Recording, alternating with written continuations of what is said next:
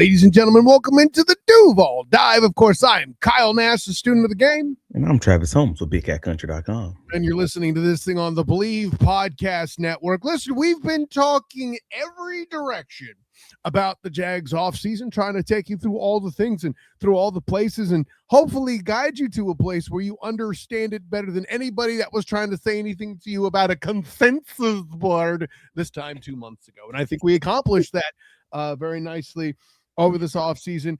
And let's throw props to other people in and out of the Duval community that have come along to do that. I got to lead with Jordyn Duuuval, who stepped up big while I was out in the middle of the ocean. Emery Hunt, JP Acosta, Jason Trent, I guess, Jaguars United. and, you know, listen, all of the above and more to come. We are not done making our rounds here in the offseason, checking in with the different areas of Duval that can range from the shores of the St. John's and beyond. But, I mean, I had to mention that. Shouts to my guy BP on the Storm Surge podcast. But that all being said, there is still time between now and training camp for moves to be made. And Travis, I think that there's still a number of needs that one would like to see addressed before we move on, right? So we're walking through these different potential trades and trying to see just maybe, if there's a few places where the Jags could sort of shore up some of those holes. And yeah, listen, I'm going to say the thing out the gate that plenty of people in Duval have already said, you know, and that's whether you're listening to people that listen to us or, you know, shouts to Wig, Locked On Jaguars, any other place. Defensive tackle still a need. Yeah. I think that's universal. And listen, the blockbuster trade that everyone's talked about, I'm just going to say it. All these other ones you're going to have to help me with a bit because you watch more film, you do a lot more stuff. But we all know that Jalen Carter has been a target for this group because he's been a target for anybody in the NFL, including his own home team, the Eagles, obviously. Yeah. But yeah, I just what he would represent is insane. You have the numbers here on the screen, Travis. Yep. I mean, you're talking Jalen Carter, 6'3", 314, 25 years old. And we know who he is. We know the dominance that he brings. And the fact of the matter is he's not been signed to make a deal to date. And it's a very interesting. As of the time of this recording, correct. The time of this recording, despite the fact that he's entering his fourth year of his rookie deal, like he's still set to play on his rookie deal in 2026, and he has his fifth year option in 2027. But this is from an Eagles, Howie of the Eagles front office, who always signs these guys early because it saves them money. They're generally on top of these types of things, and they're not. Is a warning sign feels like a warning sign to the entire NFL. Like, hey man, if we haven't signed this guy, something's up. And it's just kind of one of those things where I'm like, all right, antennas up, sure, but they also do have to pay Jalen Hurts and they have to pay Cooper too in 2027. So I could see why that's the case. But if you're just looking at the prospect, who he is and how much he could change this organization for a Jacksonville Jaguars team that was rumored to be in on Quentin Williams, for a team that was rumored to at least have the entrance in Taylor, out of the Giants, you gotta have to talk about another big guy who could potentially be on the market like this. And we're talking about, again, over his first 3 seasons, 143 freaking pressures. Like only 13 sacks because he's a dominant freaking run blocker, but run stopper, but also is gravity as far as attracting those double teams. 11% pressure rate. He's making those edges collect sacks over and over and over. I don't have to glaze this dude. Like I don't have to say what this is. Like everybody, if you know who Jalen Carter is, you know the dominance that he brings on the football field, and that's with battling shoulder injuries for the past few years. Right. If you're talking about at that point, you really are just talking about the price. You're acquiring a 25-year-old 2-time Pro Bowl. What was it? One time, 2020, I believe it was 2024. Second team All-Pro defensive tackle and Super Bowl champion, by the way, right? And Super Bowl champion. And here's the thing, Travis. The reason why I mentioned Super Bowl here is I have somehow on this show, by pure accident, in one of our earlier mailbag episodes, that we've done here in the YouTube space, right? We had done the mailbag when we were audio only, but one of the earliest and perhaps one of our favorite mailbag episodes was me having a crackheadiest take of this team winning the division last year. If somehow it was a wild take, yeah, it was a wild take at the time, wasn't it? If somehow, and I don't think this happens, I'll lead with that. But if somehow the Jags do attain Jalen Carter, Super Bowl. You have to believe it, right? Jalen Carter, they are a Super Bowl team, which is why Howie Roseman is going to ask for everything and more to get him. Now, again, the major reason that would happen is, the assets that would need to be given up. I'm not sure. As much as we feel good ways about Jimmy Stones and F them picks, I don't know that there's a universe where they have the assets to acquire a Jalen Carter, in my opinion. See, because he's been so good, but he is still not the top sack getter as far as that's concerned. Like there is a conversation to be said that the price obviously starts with a first round pick plus more. Yes. But I don't know that it necessarily involves 2 and 3 first round picks. And that's where I'm like, I don't know. If you were talking about the Jacksonville Jaguars being at least interested in Quentin Williams, who end up going for believe it was 2 first round picks and then a player and something along those lines, and you were to then tell me they can upgrade at defensive tackle, maybe have to move off of Eric Armstead, like depending on what's going on with the money as far as that piece is concerned, to make the money work, but then only give up a first and a third or something along those lines. I mean, you're talking about, that's a different conversation. Like, I think that's actually reasonable. But between his maturity issues, what happened early last season to start the season off against the Cowboys, and the Eagles having pause because the kind of front office that they generally have, I think that there will be a boatload of investigation. There will be a boatload of looking in the mirror of what your own locker room looks like and whether or not you can handle that kind of a figure. And that's a whole conversation that the team would have to have themselves. But I think most teams will trip over themselves trying to fight to figure out, hey man, we'll let him grow up and figure out how to handle his maturity or whatever he needs to handle, as long as he keeps dominating up front. I think that's a reasonable landing spot. Those are all great points you make, and I would retort with the following: it's Nick Sirianni and all the drama going on there compared to Liam Coen with Eric Armstead and D being mentors for this guy. Sure. That might be, well, you say Eric Armstead, maybe, because again, I think if they were to do something like part of the deal, I think if Eric Armstead would have to be off the roster just to make the money work, honestly. Just from that perspective. Or Deham, one of the two of them. That's a great point. And I think, Anthony DeBoni, he's a Eagles writer, basically says prior to Jeffrey Simmons' 3-year, $105 million contract extension, the highest amount per year for an interior defensive lineman was $31 million, which was Chris Jones. And now with the Simmons resetting the market at 35, his guess is that Jalen Carter and Drew Rosenhaus, that's never a name you want to see in negotiations, is probably going to look to try to be the number 1 spot among interior defensive linemen. However, one of them has an 11 sack season and the other one has 13.5 sacks in 3 seasons. And that's the conversation. He's getting all these pressures, but he's not the sack guy. They leave that to the Eagles' edges. So like we said with Brenton Strange, receiving yards and touchdowns is what gets you paid as an interior defensive lineman. Sacks, pressures, somewhat get you paid. And he's good in pressures, not necessarily great in sacks, because again, he's collecting those double teams. But if you're the Jacksonville Jaguars, all you've ever wanted was someone on that interior line to push these guys into these edges who have been getting very little help on the inside. Now you get all the help with this dude. It's a conversation. Super Bowl. He's like, I ain't saying nothing else. Okay, but and here's the thing. I will, and this is from the hip. All right, I don't know my numbers. Yeah, exactly. Do something, please do something, Jimmy Stone. I'm leaving here with something. Come on. Yeah, and here's the thing: 2 firsts, Parker Washington, and Jordan Lewis. Whoa. Please.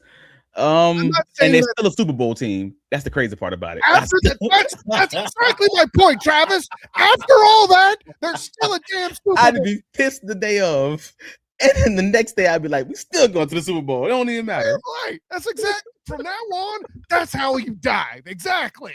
Jesus, Exactly. That's rough. exactly my point, Travis. That's rough. I ain't gonna lie to you. I feel like I got fleeced, but also if they stay healthy, boy, oh boy, that be interesting. I don't. The fact that I feel like everybody won and everyone lost in that deal would make it worth. It's probably the right. It's probably the right value. That is probably right. That is the highlight of compromise. Is both teams, both sides feel like they won and lost ish. Yeah, but I ain't gonna lie. I'm gonna be all kinds of nervous about that. That dude, he can't get hurt. That's crazy. That's another level, bro. Of course. But see, that happens. Load management for both him and Armstead. D-Ham does the thing. You have a row, man. Oh yeah. By the way, if you're bored, you could still kick Trayvon inside too. By the way, man. I got you. It's not terrible. It's some people in this fan base are going to hate it. I ain't gonna lie. Some people are just, they're going to not like you. They will be they would contact you on all the socials at DSOTG. I'm sure of it. Go for it. And I said it with an element, and I don't want to call it trolling, but I did it to mention something that would be emotionally trying for the devout, right? Yeah, I nor anybody wants to see Parker Washington out the door. But I mentioned Jordan Lewis as another asset if the Eagles don't perceive Parker Washington as enough, because other players outside your building are less valuable there. That's just always going to be true. I got to send something back. I don't even know what it is. Send me something back. Give me a pillow. Give me a mint chocolate on a pillow, something. I got to receive something back in that trade. Other than Jalen Carter and a second for all that. Oh, yeah. Now we're talking. Yeah, I feel great about that. All of a sudden, I'm sleeping well. All right. The second round pick fixed it for you? That's interesting. Yeah, that's it. Okay. 27? Yeah, I'm good. Who's next on the list, sir? Oh, man. I mean, well, let's keep it defensive tackle, because that is the premier need for the Jacksonville Jaguars, in my opinion, right? I mean, without getting into backup quarterback talk, which we'll get into later, I think, well, you tell me, is there another? I got you. So Jalen Carter is the kind of guy who raises the floor and the ceiling for this entire defense, for this entire team. Raises the entire ship. He raises everything.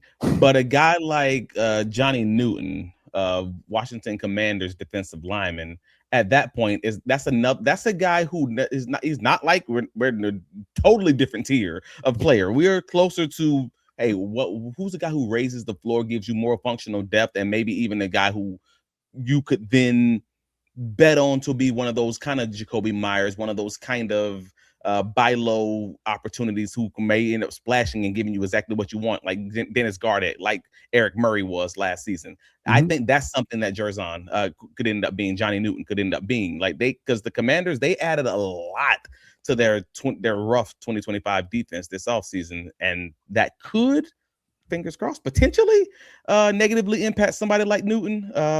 Like for those of you who are passionate, like who are really into that draft cycle every season, like I am, in the 2024 draft, he ended up dropping in the draft and going 36 in the second round, 6'2", 295 pounds. He was a shorter, stockier guy, a lot like that Albert Regis build as far as that's concerned.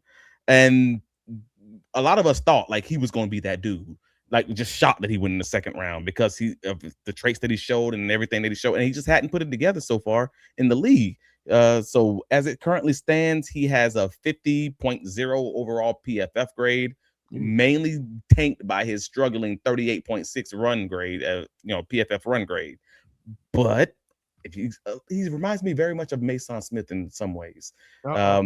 Well, no, and that's not in a bad way. It's kind of like saying like he has the promise in the passing game as a pass rusher, as a designated pass rusher. He has a 9.3 pass rush grade, and that was 63rd percentile last year. He had a 3-sack game against the Cowboys last year to wrap up the season. And so then at that point, I'm like, all right, cool. So he's somebody you could bet on, especially in a different system and everything else. But then you look at the fact that the Commanders brought in Tim Settle from the Houston Texans this offseason. Now he's a second round, now he's a backup from a free agent they just bought in on a $25 million contract. Okay, I mean, he could be gotten because he still has 2 years left on his contract. That's a bet I'd be willing to make. Again, it feels like that Mason Smith trade was what I mean. It's like a guy who still has 2 years left on his contract, early second round pick, 23-year-old former Big Ten player of the year. He's up for grabs. He could be a good, solid rotational 3 technique behind Eric Armstead or competing with Roro and making sure just one of those guys can win so you can continue having some sort of interior defensive line threat there. Yeah, and something, by the way, that protects your linebackers as well. I think that's an important point too. Something else Jalen Carter as well would be very valuable for. But anyway, some people don't know how they feel about Ororo right now. Yeah, and I'm okay saying that. Like, hey, you got one. Like, so even if he's not a guy who you trade for right now, especially with the Commanders having new staff coming in, that's a guy you can keep your eye on early in the season. And like, all right, cool. Did Ororo work out? Did it not? Is it more like Colin Saunders? Does it not? All right, cool. So it didn't work out. I can trade for that guy potentially for 5th round pick, 6th round pick, something along those lines, and maybe bring him in. And all of a sudden, you can do the same thing again and just try to keep going, taking shots, keep taking shots, and eventually you're going to hit on one of those shots. And that's kind of my thought process. So what's interesting is you're saying the table is set for Ororo to, if it doesn't go well, to be the Fred Johnson of this season. I would say he's probably closer to Colin Saunders, and I'm not saying he's Colin Saunders. I'm saying that it would not, if it didn't work out, folks would not be so super shocked, because at the end of the day, he was a pick that a selection that was made through them trading a guy who may not have been able to make the roster anyways. Right. That's what it was with Luke Fortner being traded for Colin Saunders. That's what Fred Johnson was. It's no different than Mason Smith being traded for Ororo. If he wasn't going to make the roster, it doesn't really matter. Nice. The same kind of conversation. Okay. Yeah, that all makes sense. But I mean, listen, the point in the pudding there is, if you're still looking for moves the Jags could make to shore up defensive tackle, I think we presented that for you well. Now, we would be remiss, if not outright foolish, to acknowledge a big hole potentially that hadn't been filled yet by one Devin Lloyd. And listen, let's be honest, we're not sure he'll reproduce what he did last year. Not sure. But it's a hole that still could be filled. Somebody to compete in that core. Travis, who do you have in mind? So I'm looking at Miami Dolphins linebacker Jordyn Brooks. So as of the time of this recording, he is currently in a contract dispute with the Dolphins.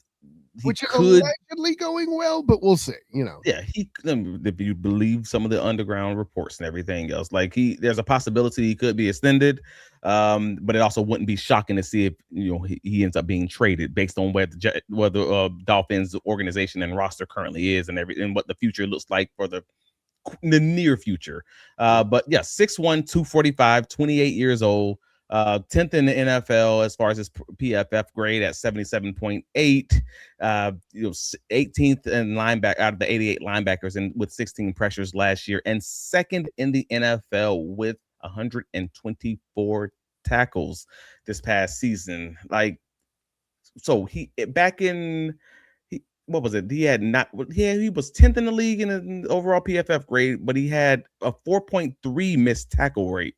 And that's what I was like, dang, you got that many dang tackles. So you're 2nd in the league in tackles, but you also have the 2nd best missed tackle rate of all linebackers last year. And I'm like, that's pretty solid. He makes the play is what you're hearing.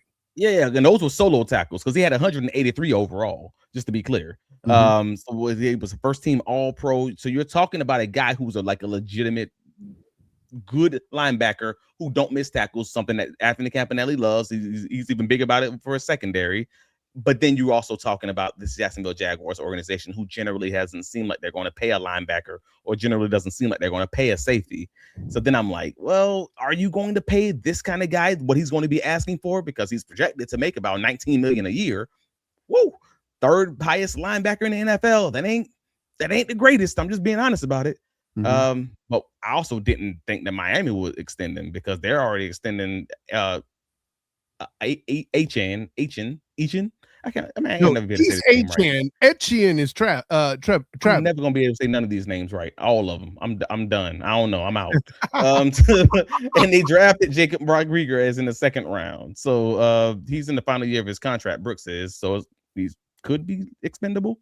Don't know how that's gonna land, but I just think it's an interesting one because I think that's a legitimately good linebacker. And while we know Ventrell Miller is the guy, based on the Jacksonville Jaguars moves and their actions and everything else, there's other guys out there who I actually believe in now to step foot in the door and take the role without questions on what's going to happen moving forward. And that's kind of what I'm looking at. Yeah, no, and like I said, the line, I like that it would be competition in the linebacker room. I think all the Duval would dig that. For all the doubts that apparently have crept in for Jack Kaiser for some reason lately, mostly because of a lack of even remote appearances from him of late. But yeah. So the next thing on the board. The next guy's fun. The next guy is so much fun. So much fun. Coffee. Sorry. Just a wild boy in these streets. Oh, Will Levis, quarterback for the Tennessee Titans, which is that's the beautiful, perfect picture of it. If you know who Will Levis is, you know the picture that we're looking at already. I'm not even going to name what it is for the audio listeners. It's the image you're picturing. Will Levis, he could potentially be a freaking possible cut down candidate by the end of this offseason, which is a wild statement to even start the conversation or be gotten for a late round draft pick. He flashed as a rookie. I mean, we all have those conversations and arguments on these socials, and with Mike Patton coming on from touring the AFC South about his feelings on, Will Levis, and I'm just like, we'll see. But the Titans selected the Cam Ward, number 1 overall, and then last year Will Levis got surgery on his throwing shoulder, and he spent all the season on IR. And reportedly, per the reports, there was no trade interest as far as that was concerned during the draft this past season. They were putting feelers out, and no one said a word about him. I think that's interesting because he's still on the roster, and they brought in Brian Dable, which is his, I believe, third offense right now that he's had to learn in the NFL. And he's fighting for the third quarterback spot behind Mitch Trubisky right now in today's NFL. This is why I'm asking. Do y'all hate Nick Mullins that much?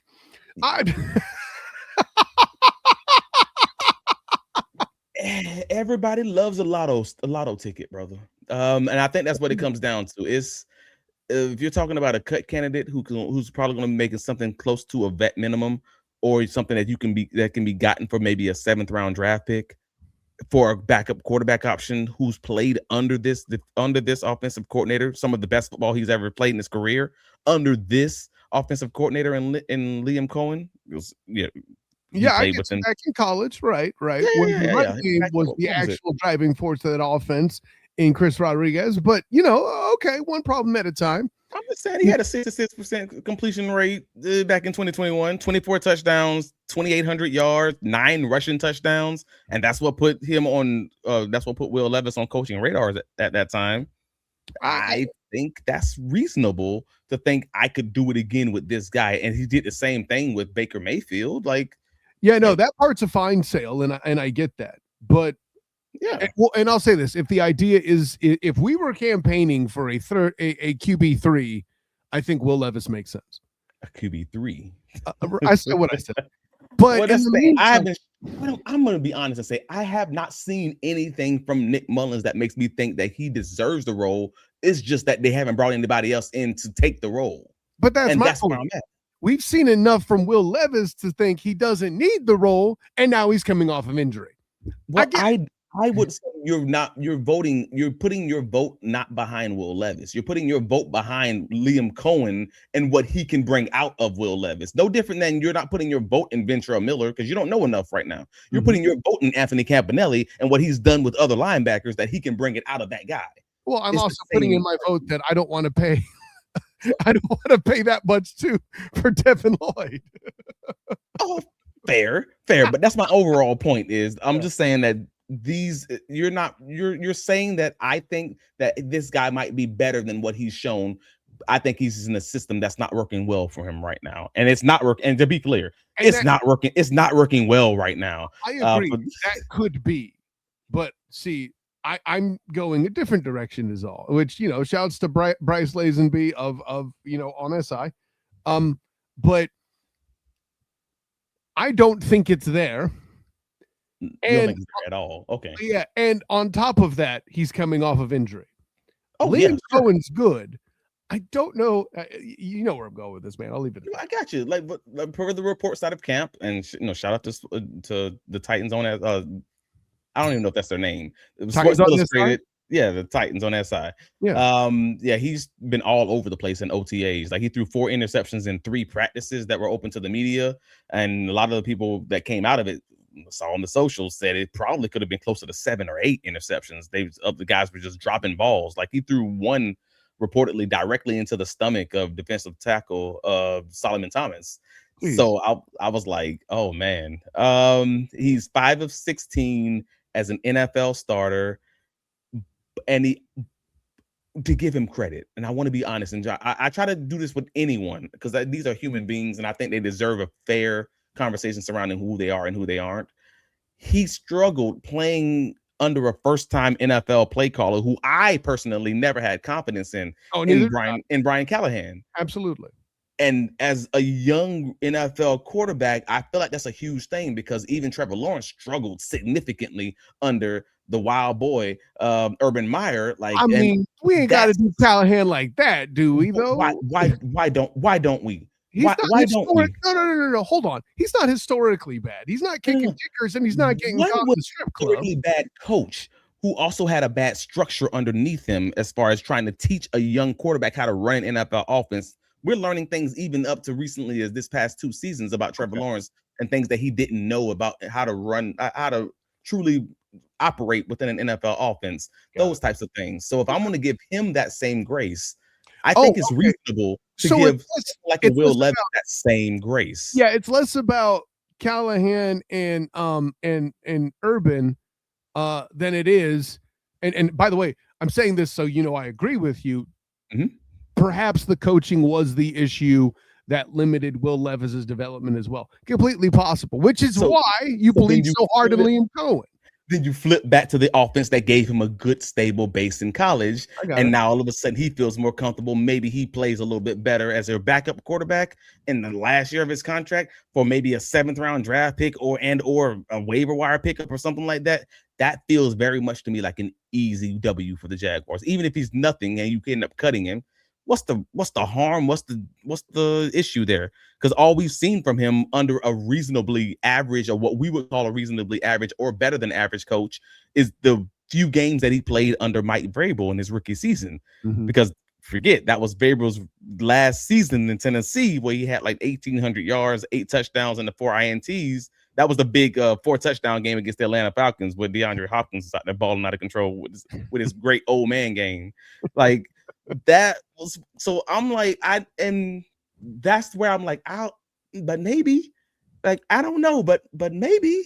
I'll put it this way, and I'm gonna go full my cousin Vinny with this one. Mr. Holmes, that was a very lucid, intelligent, well thought out objection.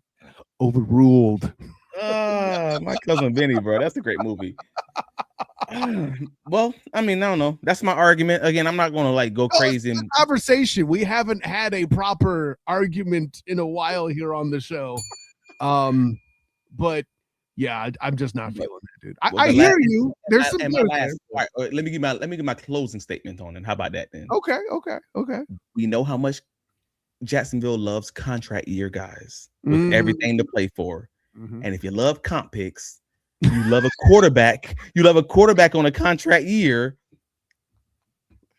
You let him play. You show folks that no, this dude might actually be good, like a Malik Willis or something like that. You give or Geno Smith. We've seen enough redemption stories to last a lifetime with these quarterbacks. Well, like, he's a good point. He's evolved in the short time after he's left Tennessee. What a hell of an indictment, by the way, on the Titans with that in mind. That's a good point. And listen, you have me at comp picks, right? So get him, put him at QB3 if he can't beat Mullins out. Then you still get his comp picks. I'm with that. Saying, yeah, even if you traded a 7th round draft pick or whatever to not let him go into waivers or not to let him become a free agent, and then all of a sudden you get back a 2028 day 3 comp pick for him because you let his contract expire.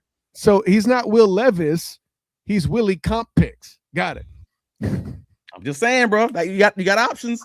Like, so with the play of Nick Mullins and the Jaguars' other depth quarterbacks so far, there's little reason why they shouldn't at least consider a move there. And that's kind of where my mind's at, because I don't think he's going to win that backup competition with Trubisky in Tennessee, because that offense just is not made for him. And I don't think he's done well so far in getting that stable base to be an NFL quarterback. But maybe he could do better under Liam Coen, knowing the system, knowing what we've kind of seen from him already there. So that's where I'm at, man. And while we're already talking about the quarterbacks, let's just stay in that pocket, if you don't mind. Here comes another hot take, I think. All right. Well, I don't know if it's hot, because I don't think I think this is a guy who's less likely to happen, because the other guy in my head was the major benefit was the fact that it was low risk to near no risk as far as being a backup option. I'm looking at somebody like Anthony Richardson, quarterback for the Indianapolis Colts, backup quarterback there. And he's also on a contract year. Isn't he with the Vikings now? I'd have to look that up. But Anthony Richardson? Yeah. No, I'm confused. Forget I mentioned that. No, the Vikings were rumored. The Vikings, the Lions, and the Packers were all, which I thought was interesting. They're all in the same division. The Vikings, the Lions, and the Packers were all linked to him this offseason, though. Yeah, but they didn't. You're right. Yeah. So he'd likely be much more expensive than someone like Will Levis, because again, I was talking about getting Will Levis for either free or maybe a 7th round throwaway, 6th round throwaway draft pick. But Will Levis is someone who you would actually have to like legitimately trade for, because he's going to be the Colts' number 2 quarterback. Right. He's on his rookie contract. He's a reasonably solid starter. Like, again, he's not dreadful, but they're probably going to like hold on to him on the roster, unlike someone like a Will Levis, who's going to be either cut or the quarterback 3. The Colts have an actual Super Bowl roster, what they believe to be a Super Bowl or playoff roster, so they're going to hold on to that guy while they're playoff contenders. So it's going to probably take like a conditional 3rd round pick or maybe even a 4th round pick to get somebody like Richardson, which is why I don't think it would happen. But I think it will be dang fascinating to see it kind of play out, because he's one of those guys that he has the athleticism. He could be a good spark backup quarterback in case Trevor Lawrence gets hurt. And that's the whole point of talking about these guys in the first place. Yeah, it's right. Well, and the idea is to keep your teams alive. I mean, ironically, former Jaguar Chad Henne is the exact and perfect example of a backup quarterback. Your guy gets nicked up in a big moment. Can he do what he needs to do to keep the plane landed? Yeah, and he's the one that actually caused the Jaguars' dreams to go away by him doing it in Kansas City. That's great. Thanks, Chad. Yeah. Don't like that at all. Not great. Who's the other guy? Oh, yeah, the other guy. I know we said this is going to be a quick one. It's not that it's going to be quick, but it's the Maxx Crosby conversation. Like, we know that's not going to happen with the extension of Travon Walker, with the injury situation, when everything is going on there. We get why it's not going to happen, but it's just something to keep an eye on throughout the season, because I always think it's just interesting that the Jaguars were even rumored to even have interest there originally. I mean, Stones is going to make phone calls because Stones is Stones. Okay. Correct. You mentioned the health already. I'll get it out of the way. I'm not even lifting an eyebrow in the general direction of Maxx Crosby until we start approaching the trade deadline. Sure. And, sure. I'll agree with you there. Yeah. Definitely. The Raiders are looking out the side eye, realizing, oh, man, we might need to move on this guy, exactly. And there you go. Where you could potentially buy lower. That's a thing. But I don't know. I put it this way, because by week 6, the price may not go down because we may actually see that Maxx Crosby is healthier. And so that could put things in a more awkward position. I don't know. That could go either way. I don't know what your thought of it is. No, I mean, I don't think it would happen only because of the Trevon extension already happening. I think if it were to happen, likely, let's be clear. Yeah, I don't think it's likely. That's why he's in my list of guys. I don't think it would happen, but I think these are guys who you definitely keep on your radar just to figure out whether or not it's possible. And to see where it goes. Just weighing it. And that's kind of where I am, even with the other guy, the last guy on the list, like that, which was Denzel Ward, the cornerback out of Cleveland, the Browns cornerback, the other Browns cornerback. That's not Greg Newsome and Tyson Campbell. Greg Newsome isn't a quarterback anywhere now. Like Jesus. So Denzel Ward, like he has 29 years old. He has 2 years left on his 5-year, $100.5 million extension, and you got to give up picks to get him. So when I say why is he in my list of guys who I don't think it would happen, well, I just said $105 million contract, and he has 2 years left. That's probably why. And having to give up picks, like that's tough, bro. But the reason I put him on my list, at least to be a notable thing, is because I'm still speaking from a position where the Jacksonville Jaguars have not seen a full go Travis Hunter on the grass. They have not seen a full go Jordyn Lewis on the grass. I'm okay acknowledging like you would probably be keeping your eyes on a guy like this, despite the fact that it's going to take a heck of a draft pick to probably select them, to probably trade for them. If another injury did hit the Jacksonville Jaguars cornerback room, at least that's something that they would have to be reasonably weighing, especially talking to top cornerback to this level. But without seeing Travis Hunter and Jordyn Lewis on the field this offseason, just to give you that sense of relief, it's kind of hard to say you would make any sort of moves for a cornerback right now. But it's on my radar. You got to at least look at it. Obviously, and again, to reiterate this before we get all the comments, if we haven't already, we don't think the lion's share of these is even remotely close to happening, but we do have to mention them as potential targets to fill some of the needs at this point in the season. And who knows? I think Jalen Carter is the want from the fan base, and rightly so. It's a fantasy, but sure. Hey, listen, I still want Scarlett Johansson's number, but I've accepted I'm not getting it. It's okay. And on a lower level, I think the Johnny Newton one is a fascinating one because I think he actually could give you something that Mason Smith couldn't. And you're talking about another guy who I was a big fan of coming out of the draft originally. So I'm like, yeah, sure. Reasonable one on the list in your defense. Yeah, and that's how a lot of NFL front offices work with the GMs and the scouts and everybody else. They're like, they write down these guys, they keep their folder on these guys. Oh, they came available. Maybe this other team didn't do them right. I'll do you right, baby. Come on over here. Come on over. Yeah. Come on over to Duval Records. We got you. So Duval Records. It's like the Death Row Records, like that's music to my ears, is what I'm saying, baby. So, like from that perspective, I'm like, yeah, there could be something there. Like, do I think something's gonna happen at linebacker position? Probably not, because I think they've shown you clearly how they feel about the linebacker position. So, not without pads on, at least, and them seeing how Ventrell is going to perform and all of that. But at backup quarterback, I've been 10 toes down on this one from day one. I think the Will Levis thing should happen. I'm that's what it is. Yeah, and I love comp picks. You're right. So that too. But the other guys are just like keep an eye on these guys for the future in case something happens or whatever else. Those last 3-4 names that we just. Well, for the most part, that's kind of where I am. So I don't think that these guys are all going to happen, or even they're all they should. But I think they're worth discussing and maybe even possible options depending on what happens down the road. And the trade deadline could make you look a genius, just like my crackheady take looked absolutely smart when January came around. It surely did. It surely did. On that note, Travis D. Holmes, tell the world where you could be found. I mean, you already know. BigCatCountry.com. Save it as your favorites. And if you don't even love the articles, you know what? I don't even care. Support local journalism. And that's where I'm always going to land at. Have your local librarian read the latest Big Cat Country articles. Even if you can't read, click the link. We are starting that support system. Always click the link and help them out. But more importantly, click that link while we're talking about it. Click that like button, throw a chair at it, tickle it, whatever you got to do to make it happen. Hype it up, We appreciate you guys so very much there. And if you're listening on the audio side, please rate and review us. They tell us it helps us out tremendously. I don't know how the computers work, but you know what? I know what it does do. It say you pays me, and somehow we get paid because you guys are liking and you are commenting, and we appreciate you very much for it. But overall, that's what we got. Like, let us know if there's a subject you want to talk about. We got so many podcasts that's like in the chamber, and just behind the curtain. I want to let them know, Dash.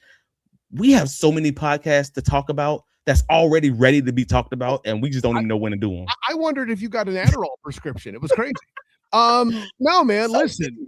So many going on. And by the way, all those things that Travis is talking about and us getting money keeps us doing this thing and keeping us doing more things with it, because let's be honest, we bribe our families to let us keep doing it. Anyway, so with all that being said, by the way, in the interest of keeping some of that cash flowing, make sure you check out our Printify site.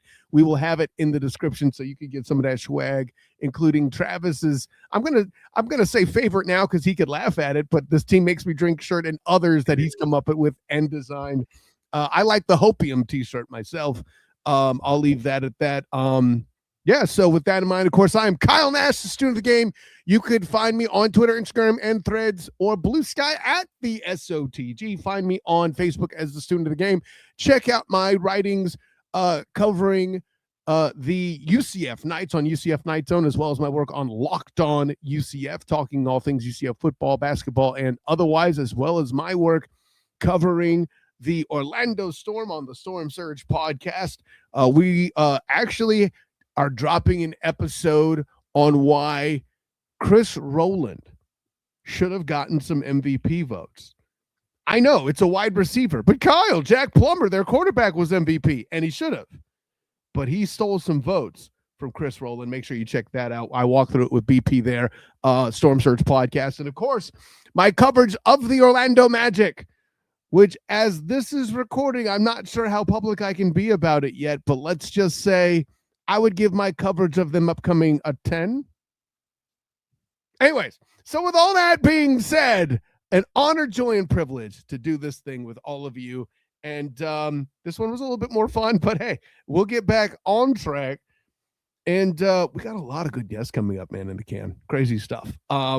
So with all that being said, for my personal champion, Travis D. Holmes, this is Kyle Nash, the student of the game. For all you divers going deep in the topics with us, thank you again. Until next time, everyone. Class dismissed.